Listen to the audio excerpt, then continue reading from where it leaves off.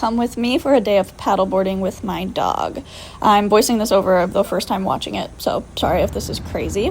We stop at Wawa first, obviously, for all the goods. We get drinks and snacks, lunch, and then I did not film any of the blowing up of the paddle boards, but we get there, the ground was super hot, so I carry Cooper, load him up on the board, and then we start paddling out. We're paddling out to this like sandbar that forms at low tide. It's super nice out there. We'd usually get the whole place to ourselves.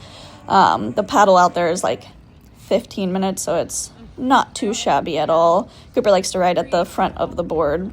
When we get there, he hops out. It's like high tide at this point, so the water is shallow. He just walks around and chases minnows.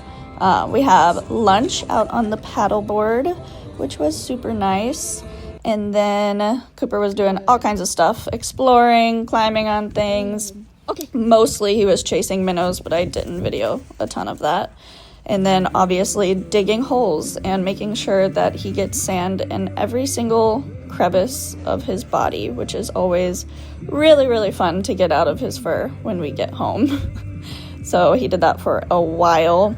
And then Katie and I got bored, so we started fighting on the paddle boards, which was a lot of fun. And it was like approaching low tide at this point, so we just kept falling in the super shallow water. And we tried surfing. That's how that went. And then it was low tide, and you can tell that like this is the same place that Cooper was chasing the minnows in the first clip.